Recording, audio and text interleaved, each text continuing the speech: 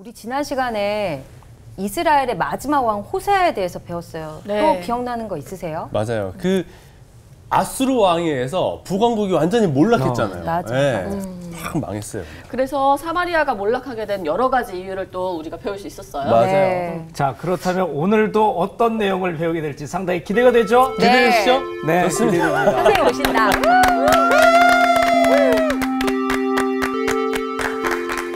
안녕하세요. 안녕하세요. 반갑습니다. 여러분 이런 얘기 들어봤죠? 1%의 영감과 99%의 노력. 네. 누가 했다는 얘기죠? 어떤 사람이? 어떤 사람이? 에디슨? 네, 에디슨이 했다고 하는 얘기죠. 근데 뭐 그 얘기가 일리가 있는 것 같고, 네. 그러니까 뭐 천재들이 뭔가를 해낼 때 우리는 저 사람은 천재여서 저런 일을 할 거야. 우린 도저히 못해. 천재라고 하는 사람은 우리가 일상적으로 생각하는 방식과는 전혀 다른 방식으로 사안에 접근하는 사람들을 우리 이제 천재적이다. 네. 이렇게 얘기를 하기도 하죠. 그리고 이제 99%의 노력이라고 얘기하고 있는데, 근데 우리가 경험해 봐서 알지만 아무리 노력해봐도, 요즘 젊은이들의 말로 노력을 해봐도 아무리 노력을 해봐도 안 되는 일들도 제법 많이 있죠. 네. 왜냐하면은 영감이 부족하거나 네. 그런 경우이기도 합니다. 실제로 우리가 어떤 사람들을 보고 너 그런 거 노력하지 않아서 그래 이렇게 함부로 얘기하는 경우가 있는데 많이 네, 들어봤어요. 더러 그 말이 해당되는 사람도 있습니다. 그러나 정말 애써봐도 안 되는 사람들도 있거든요. 맞아요. 그걸 거꾸로도 얘기해 볼 수 있어요. 어떤 사람이 아주 아름다운 성취를 해놔서요. 그 사람은 즉각 그것을 자기의 능력으로 치환합니다. 내가 능력이 있어서 내가 정말 실력이 있어서 이렇게 얻었다 하고 얘기하지만은 따지고 보면은 그 사람의 실력이라기보다는 그의 주위의 환경이 그렇게 할 수 있도록 해준 게 더 많죠. 네. 어떻게 보면 내 인생을 결정하는 요인 가운데는 우연적인 것들이 훨씬 더 많이 작동하는 것처럼 느껴지기도 합니다. 역사를 살아가는 것도 똑같다는 생각이 드는데 뭐랄까 가만히 있어도 저절로 역사가 발전해 가는데 아름답게 할 때 그때는 조금만 잘해도 굉장히 잘한 것처럼 느껴집니다. 네. 네. 네. 그런데 역사가 하강 국면을 그리고 있을 때는 정말 잘하는데도 그 흐름을 끊지 못하는 이런 비운의 그 일들을 맞이할 때가 제법 많이 있습니다. 역사를 바라보면서 우리가 비애를 느낄 때는 언제냐면 안간힘을 다해서 역사의 흐름을 막아내려고 하지만은 거기에 치여버릴 수밖에 없는 사람들을 보면은 고통을 느끼죠. 우리가 이스라엘 역사를 성서를 통해 공부하면서 느끼는 것도 그런 것입니다. 근데 이렇게 역사가 하강 국면으로 가게 된 것은 국제관계의 변화 때문이기도 하지만은 그러나 성서의 기자들은 언제나 외교적인 거나 정치적인 측면에서만 바라보지 않고 하나님과 맺었던 언약에 충실했는지에 대한 질문을 가지고 역사를 바라보죠. 그때 하강 국면은 언제나 어떤 때 나타나냐면 하나님과 맺었던 언약을 배신하고 풍요를 위해서 이방신들을 따라간다든지 결국 자기의 욕망을 따라가다 보니까 욕심이라고 하는 게 늘 드리는 말씀이지만은 배타적입니다. 네 배부터 채워야 되는 거죠. 네. 그러다 보니까 네 배를 먼저 채운다고 하는 것은 뭐야? 이웃의 아픈 사정 따위는 돌아보지 않는다. 인정이 메말라버리고 말아. 이런 것들이 역사를 아주 어둡게 만들고 모든 사람들이 자기 이익을 위해 일하게 될 때 그 역사는 해체될 수밖에 없는 것이죠. 이게 우리가 성서를 통해 배우게 되는 분단된 유다와 이스라엘의 비운의 역사라고 얘기할 수 있습니다. 오늘 수업 열왕기서 43강 히스기야 시대. 오늘은 이제 그 비운의 역사가 아시리아에 의해서 닫혔을 때 그때 남왕국을 다스리고 있었던 임금에 대한 이야기를 배웁니다. 네. 이게 히스기야 이야기인데요. 상당히 흥미롭죠. 한 나라가 지금 망합니다. 네. 근데 망했기 때문에 내가 편안해지는 게 아니고 우리가 순망치한이라고 한 말이 있는데 들어보셨나요? 그렇죠? 네. 예. 그 입술이 사라지면 이가 시린 거죠. 그것처럼 보강국이 사라지고 나면 내가 편안해지는 게 아니고 오히려 굉장히 혼란 속에 역사가 빠져들어갈 수도 있습니다. 왜냐하면 보강국에서 나라를 빼앗긴 사람들이 난민이 되어가지고 남쪽으로 들어오기도 했을 거고요. 그들을 어떻게 수용해서 역사를 만들 것인지에 대한 고민 같은 것도 있었을 거고, 그리고 한 나라가 속절없이 망하는 것을 봤기 때문에 우리에게도 이런 운명이 올 수도 있다고 하는 자각, 이런 것들이 굉장히 어려운 과제를 히스기야에게 남겨줬을 겁니다. 그가 어떻게 지냈는지 오늘 열왕기 하 18장을 통해 공부를 해야겠는데요. 네. 모처럼 강준 씨 네. 왔는데요. 18장 1절부터 8절까지 읽어주세요. 네. 18장. 이스라엘의 왕 엘라의 아들 호세아 제3년에 유다 왕 아하스의 아들 히스기야가 왕이 되니 그가 왕이 될 때 나이가 25세라. 예루살렘에서 29년간 다스리니라. 그의 어머니의 이름은 아비요 스가리아의 딸이더라. 히스기야가 그의 조상 다윗의 모든 행위와 같이 여호와께서 보시기에 정직하게 행하여 그가 여러 산당들을 제거하며 주상을 깨트리며 아세라 목상을 찍으며 모세가 만들었던 놋뱀을 이스라엘 자손이 이때까지 향하여 분향함으로 그것을 부수고 느후스단이라 일컬었더라. 히스기야가 이스라엘 하나님 여호와를 의지하였는데 그의 전후 유다 여러 왕 중에 그러한 자가 없었으니 곧 그가 여호와께 연합하여 그에게서 떠나지 아니하고 여호와께서 모세에게 명령하신 계명을 지켰더라. 여호와께서 그와 함께 하심에 그가 어디로 가든지 형통하였더라. 저가 아수르 왕을 배반하고 섬기지 아니하였고 그가 블레셋 사람들을 쳐서 가사와 그 사방에 이르렀고 망대에서부터 견고한 성까지 이르렀더라. 네. 자, 호세아 제3년에 히스기야가 왕이 되었다라고 말하고 그의 나이가 왕 될 때 25살. 네. 그리고 29년 동안을 다스렸다고 그렇게 이야기를 하고 있습니다. 일반적인 소개라고 얘기할 수 있죠. 그리고 전반적 평가는 뭡니까? 히스기야가 조상 다윗의 모든 행위와 같이 여호와 보시기에 정직하게 행했다라고 얘기합니다. 네. 오랜만에 모처럼 참 참 그죠? 좋아요. 우리가 지난주에 공부했던 거인데요. 지난주인가요? 네. 다윗이 뭐예요? 리트머스 시험지처럼 혹은 네. 시금석처럼 지금 네. 네. 누군가의 행위를 재는 척도가 되었다고 얘기를 했는데, 그래서 늘 너무 잘하는 사람 옆에 있으면 비교가 돼가지고 좀 문제이긴 한데 히스기야는 여기에서 긍정적 평가를 받고 있음을 알 수 있습니다. 그런데 그가 여호와에게 정직하게 행했다고 하는 것을 바로 뭐라고 설명하냐면은 산당들을 제거하고 네. 주상을 깨뜨리고 아세라 목상을 찍었다라고 얘기합니다. 네. 그러니까 우상 숭배하는 것을 척결하고 사람들이 여호와를 섬긴다고 하면서 만들어놨던 다양한 산당들을 철폐했다. 그런데 이전의 왕들도 같은 일을 하긴 했지만 오로지 히스기야만 했던 한 가지 사건이 여기 등장합니다. 모세가 광야에서 만들었던 놋뱀이 있는데 네. 그렇죠. 반역하는 무리들에게 하나님이 뱀을 보내서 물려 죽게 하자 놋뱀을 만들어 들어 세우자 그 뱀을 바라본 사람은 살았다 하는 얘기가 등장하는데 그 놋뱀이죠. 그러니까 놋뱀은 사람들에게 어떤 기적적 부적처럼 느껴졌을지 모릅니다. 네. 저걸 바라보면 내게 불행이 사라질 것 같은. 그런데 히스기야는 뭘 했냐면 놋뱀을 깨뜨렸다. 사람들이 그것조차 우상으로 여기고 있기 때문에 그걸 깨뜨렸다라고 얘기합니다. 그리고 그걸 뭐라고 불렀다고요? 느후스단. 네, 느후스단이라고 불렀다 하고 얘기합니다. 여러분 여기에 느후스단이라고 하는 말의 의미는 뭐냐면 놋 조각이에요. 그러니까 굉장히 그 높이 사람들이 놋뱀 이것을 신성시하고 있었는데 네. 그걸 깨뜨리기가 아무것도 아니야. 아무것도 아니라. 이게 아무것도 아니야. 놋 조각에 불과해. 이렇게 얘기를 했다 하는 얘기죠. 여러분 1986년일 겁니다. 노벨 평화상을 받은 분이 있는데 엘리 비젤이라고 하는 분입니다.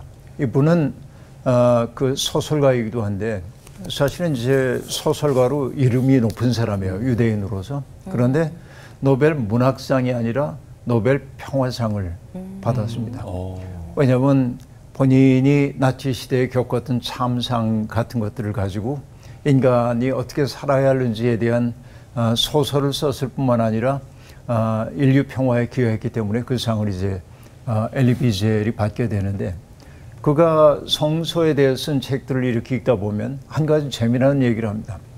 우리가 신명기에 보면은 모세가 느보산 비스가 봉우리에 올라가가지고 후손들이 살게 될 가나안 땅을 바라보죠. 네. 그때 네. 모세의 눈빛이 흐려지지 않고 형용했다. 기력이 있었죠. 그러나 모세는 거기에서 가나안 땅 들어가는 게 허락되지 않았고, 그리고 사라집니다. 네.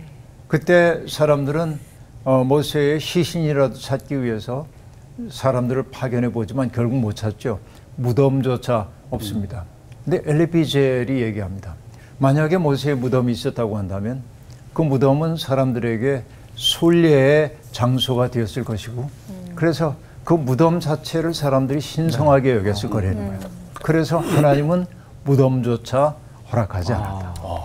무덤조차 허락받지 못한 사람, 네. 모세. 이 얘기를 이제 장엄하게 들려주는데, 여기 이제 놋뱀 같은 것들도 신성하게 여겨졌던 것들을 깨뜨려 버림으로, 이게 아니라 놋뱀이 사람들을 구원한 게 아니라 놋뱀이라고 하는 상징을 통해서 하나님이 역사하신 것이죠. 그러니까 놋뱀이 오히려 하나님을 가리고 있었기 때문에 이걸 깨뜨려 버린 거라고 얘기할 수 있어요. 그걸 아주 과감한 조치입니다. 사람들이 의지하고 있던 것들을 깨뜨린 거거든요. 이 대단한 일을 하고 있습니다. 그런데 히스기야가 그렇게 할 수 있었던 까닭이 뭐냐? 사람들의 시선이나 사람들의 평가, 사람들의 박수갈채, 여기에 연연하지 않고 네. 하나님을 의지했기 때문이다. 사람들을 의지하지 않았기 때문에 그런 일을 감행할 수 있었다. 그래서 유다 전후 왕 가운데 그러한 자가 없었다. 그러면서 히스기야를 평가하면서 다양한 표현들을 쓰고 있습니다. 그는 여호와와 연합했다. 여호와를 떠나지 않았다. 여호와께서 주신 계명을 지켰다. 이렇게 얘기합니다. 그러자 하나님께서 그와 함께 하심으로 그가 하는 모든 일들을 형통하게 하셨다. 이게 이제 전반적인 평가입니다. 그리고 이제 이 히스기야 시대에 있었던 일을 하나 슬그머니 얘기를 하고 있는데, 자, 북왕국이 어떤 나라에 의해서 멸망했죠? 아수르 혹은 아시리아라고 하는 그 나라이죠. 그러니까 아수르가 지금 지배권이 바로 유다의 경계까지 미쳤습니다. 네. 유다는 과거에 아람 에브라임 동맹이 쳐들어왔을 때 자기들을 도와달라고 아수르에게 손을 내민 적이 있습니다.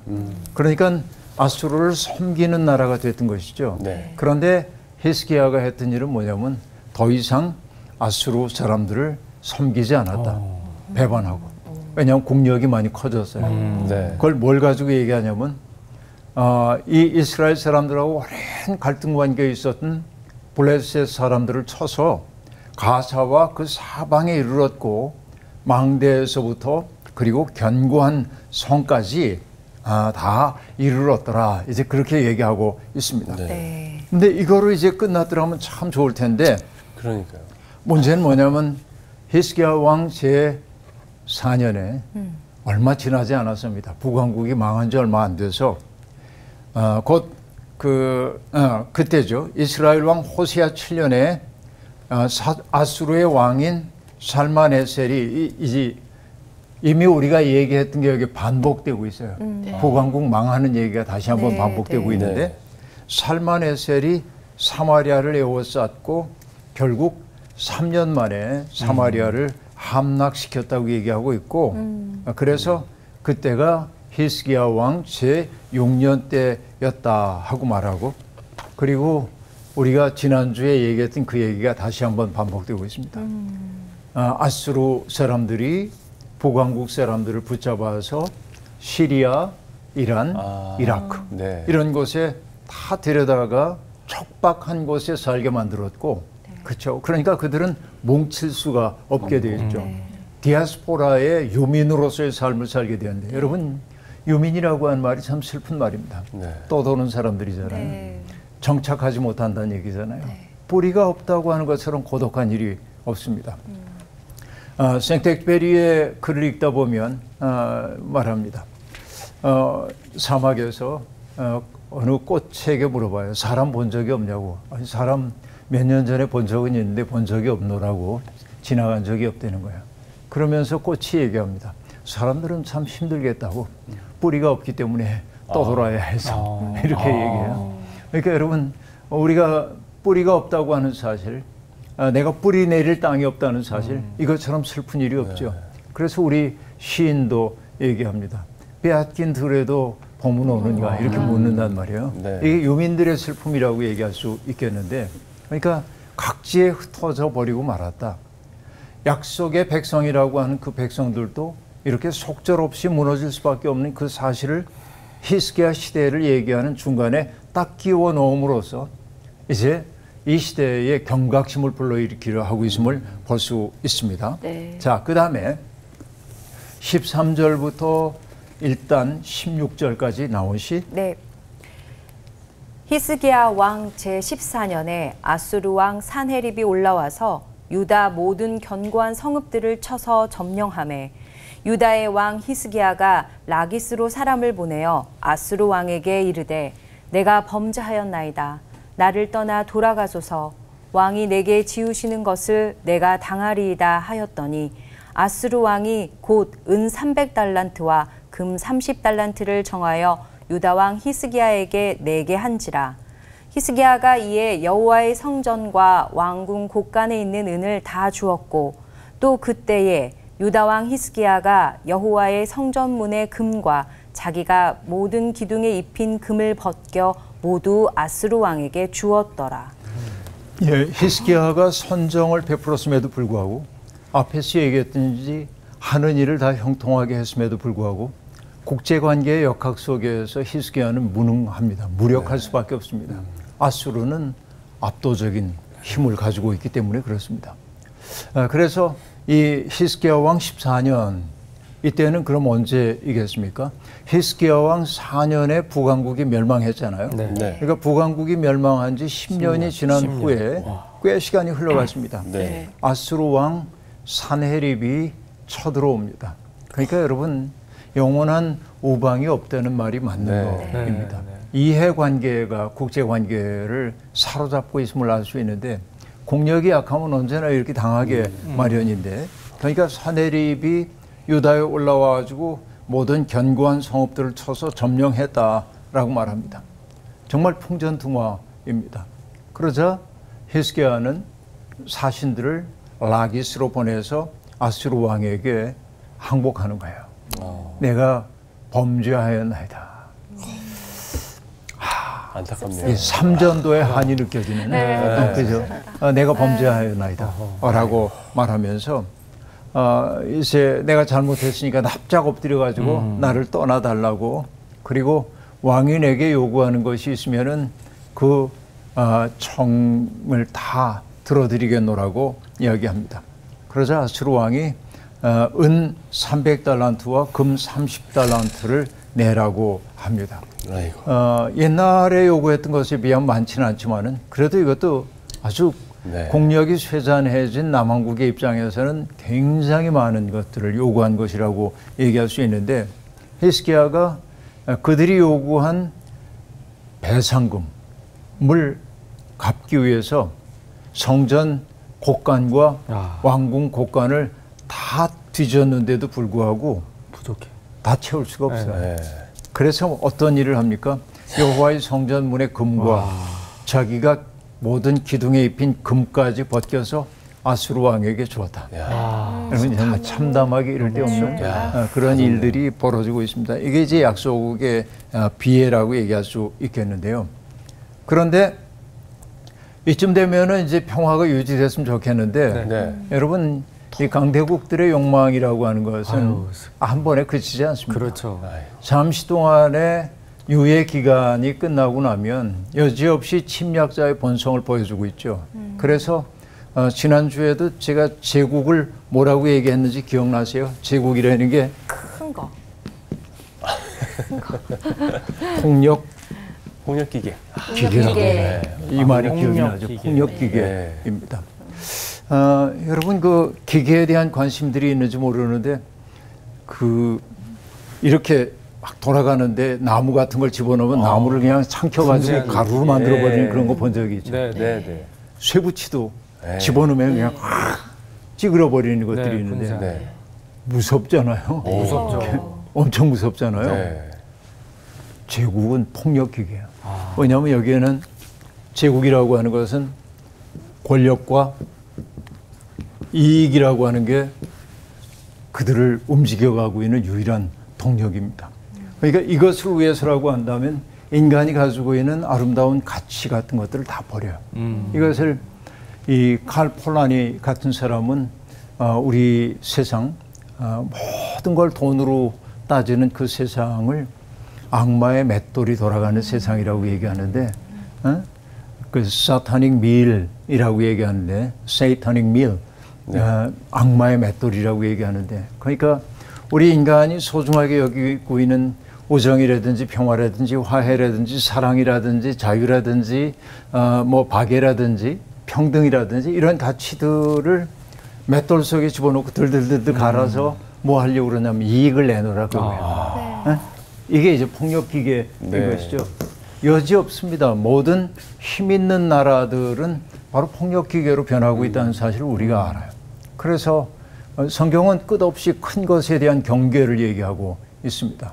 그래서 요한계시록에도 보면은 바로 로마를 가리키는데 직접 로마라고 말하지 못하기 때문에 고대 왕국인 바벨론으로 상징화해서 큰 성 바벨론이 무너졌다 하고 얘기한단 말이에요.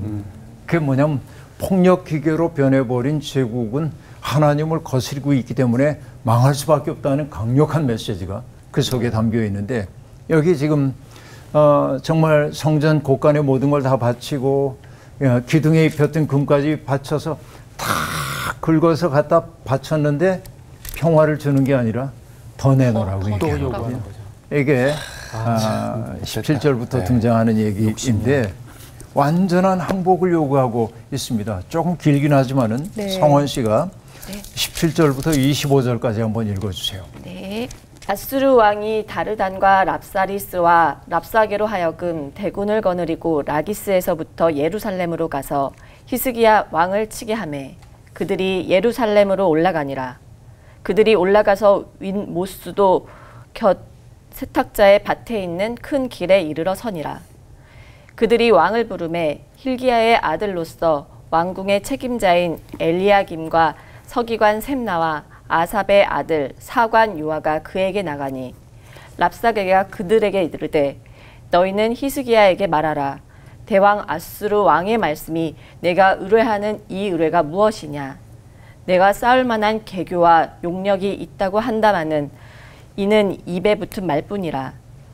내가 이제 누구를 의뢰하고 나를 반역하였느냐. 이제 내가 너를 위하여 저 상한 갈대 지팡이 애굽을 의뢰하도다. 사람이 그것을 의지하면 그의 손에 찔려 들어갈지라. 애굽의 왕 바로는 그에게 의뢰하는 모든 자에게 이와 같으니라. 너희가 내게 이르기를 우리는 우리 하나님 여호와를 의뢰하노라 하리라마는 히스기야가 그들의 산당들과 제단을 제거하고 유다와 예루살렘 사람에게 명령하기를 예루살렘 이 제단 앞에서만 예배하라 하지 아니하였느냐 하셨나니 청하건대 이제 너는 내 주 아스르 왕과 내기하라. 내가 만일 말을 탈 사람을 낼 수 있다면 나는 내게 말 2,000마리를 주리라. 내가 어찌 내 주의 신하 중 지극히 작은 지휘관 한 사람인들 물리치며 애굽을 의뢰하고 그 병거와 기병을 얻을 듯하냐. 내가 어찌 여호와의 뜻이 아니고야 이제 이곳을 멸하러 올라왔겠느냐. 여호와께서 전에 내게 이르시기를 이 땅으로 올라와서 쳐서 멸하라 하셨느니라 하는지라. 자, 아수르 왕이 자기의 군대 어쨌든 지휘관들을 보냅니다. 네. 여기 뭐 다르단, 랍사리스, 랍사게 어떤 분들은 이것을 사람 이름으로 얘기하기도 하고 지구의 이름이라고 얘기하기도 하는데 정설은 없는 것으로 여겨져요. 그러나 우리는 그냥 편의상 사람으로 보고 얘기를 하는데 그들 가운데 이제 랍사게라고 하는 인물이 앞에 나서가지고서는 이제 사람들을 선동하는 거예요. 그래서 예루살렘으로 올라와서 딱 진을 치고 왕을 부르는 거예요. 히스기야 나와라. 나와라 하고 얘기합니다. 그러자 히스기야는 그들을 맞이하러 사신들을 보냅니다. 왕궁의 책임자인 엘리야김, 서기관인 셈나, 그리고 사관 요아, 그렇게 말합니다. 자, 서기관은 기록하는 사람이죠. 네. 서기관은 지식인입니다. 요즘으로 얘기하면은 네, 네. 사관은 역사 기록하는 사이고, 그러니까 그들이 딱 맞으러 나가요. 고관이죠. 그들이 맞으러 나갑니다. 그러자 랍사게가 그들을 바라보면서 말합니다. 히스기야에게 내 말을 전해라 하면서 하는 말이 참담합니다. 그 첫 번째 질문이 뭐냐면, 대왕 아수르의 왕의 말씀이 내가 의뢰하는 이 의뢰가 무엇이냐? 넌 도대체 뭘 믿고 내게 고개를 드는 거야? 그런 얘기야. 내가 의뢰하는 이 의뢰가 무엇이냐? 네. 그렇게 딱 묻습니다. 그리고 20절부터 지속되는 얘기는 어떻게 보면 외교적인 언어가 막 등장합니다.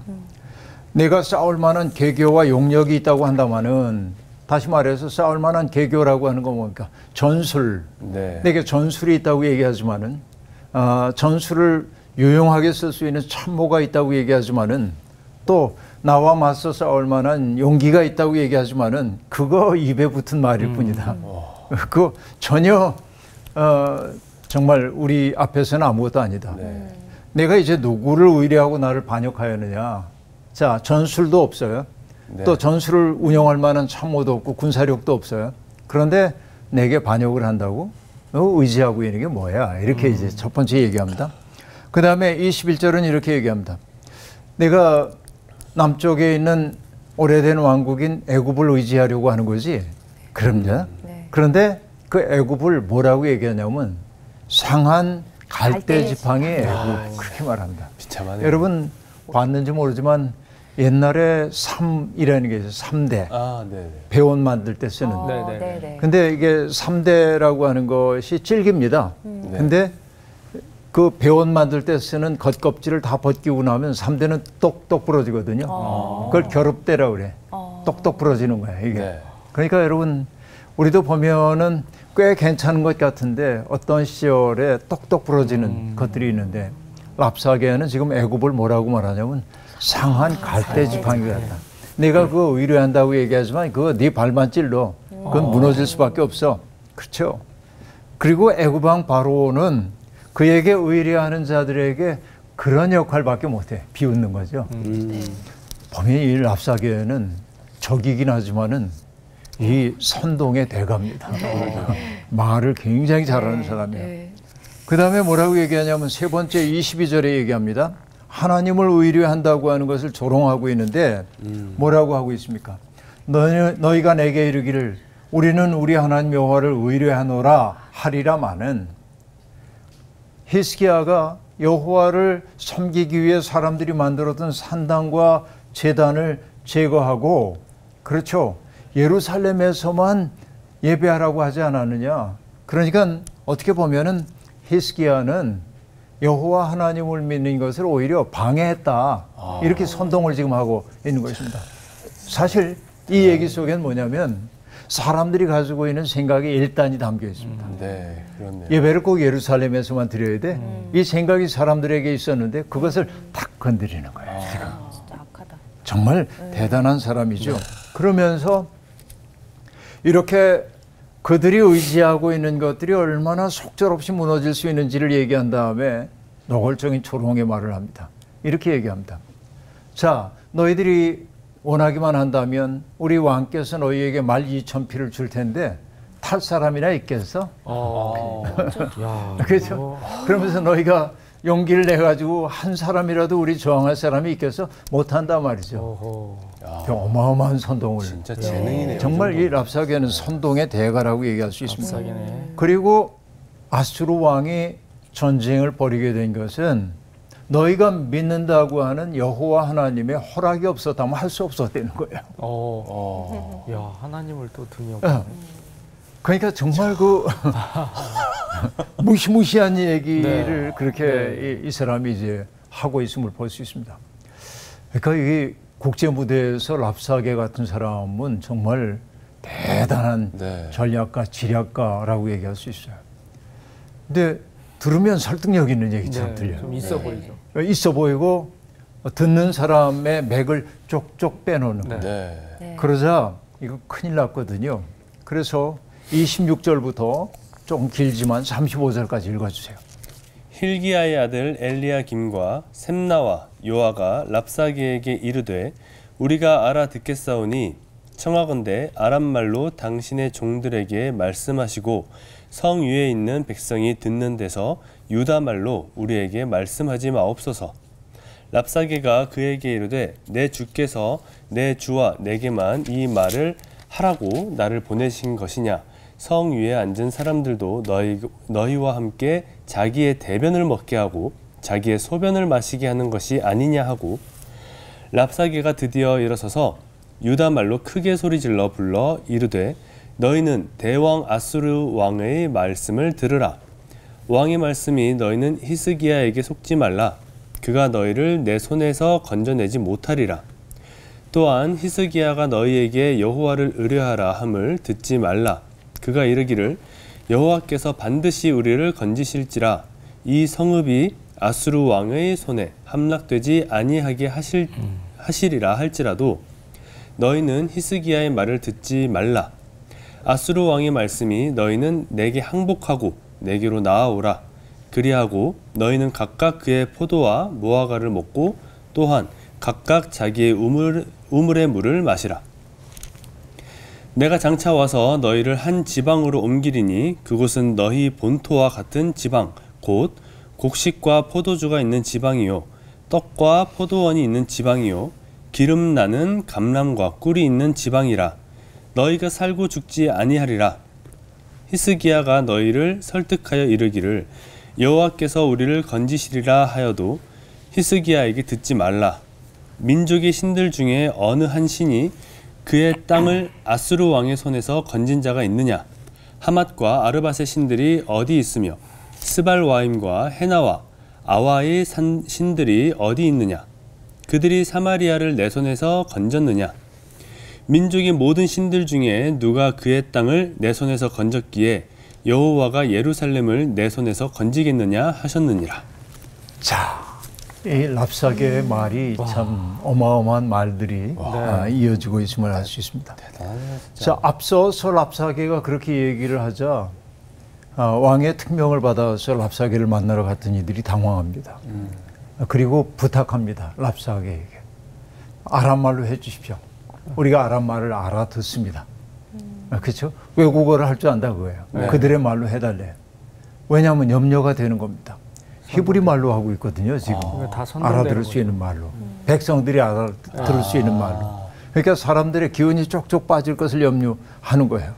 그러자 랍사게는 자기의 선무 공작이 성공했다는 것을 알고 오히려 모든 사람들이 나의 메시지를 들어야 한다고 말하면서 이간계를 쓰기 시작합니다. 네. 너희는 대왕 아수르 왕의 말씀을 들으라.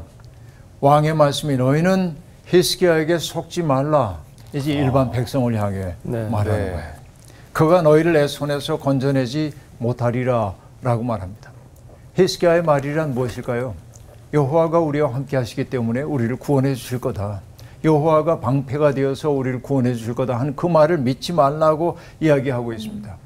그렇죠? 그리고 얘기합니다. 항복하는 이들에게 자기들이 보장해 줄 것이 있다고 얘기합니다. 너희는 각각 그의 포도와 무화과를 먹고 또한 각각 자기의 우물의 물을 마시라 라고 말합니다. 우리는 백성인 너희들을 해코지할 마음이 없어. 그러니까 너희들이 결국 항복하면 왕의 말을 듣지 않고 항복하면 우리는 너희의 삶의 터전을 망가뜨리지 않고 일상을 누릴 수 있도록 해주겠대요. 침략자의 말은 달콤하죠. 네. 언제나. 그러나 우리는 전쟁이라는 게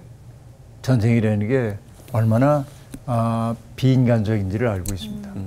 전쟁은 수없이 많은 가치들을 파괴합니다. 그리고 전쟁은 전쟁의 논리가 있습니다. 베트남 작가의 그 바오닌이라는 분의 전쟁의 슬픔이라고 하는 책을 읽다 보니까 전쟁은 전장의 논리가 따로 있다는 겁니다. 왜냐하면 내 옆에 있는 동료가 죽어가고 그러면은 나도 모르는 사이에 극단적인 증오심이 적들을 향해 사로잡게 되고 거기는 뭐 정의 뭐 이런 거 없어요. 네. 복수심만이 있게 되고 그러니까 전쟁터에서 비인간적인 살해 행위가 일어나고 하는 것도 바로 그 때문이라고 얘기할 수 있겠는데 이 전쟁이라고 하는 것은 좀 참담하기 이를 데 없는 일들이라고 볼 수 있겠는데 여기 지금 랍사게는 히스기야와 백성들 사이를 갈라놓으려고 하고 있고 그 백성들에게 뭔가 보장을 해주는 듯하게 얘기하고 있습니다. 자, 여호와가 너희를 구한다고 히스기야가 산당 다 철폐했잖아. 네. 너희가 자유롭게 신앙생활하는 거 다 철폐했잖아. 그리고 히스기야가 힘이 없어가지고 너희를 지켜주지 못하고 있어. 울타리가 되어주지 못하고 있어. 그러니 히스기야를 버리고 나면 우리가 너희의 삶을 보장해 줄 거야. 얼마나 달콤한 얘기입니까? 그런데 여러분 이게 사탄의 지배 전략을 얘기할 때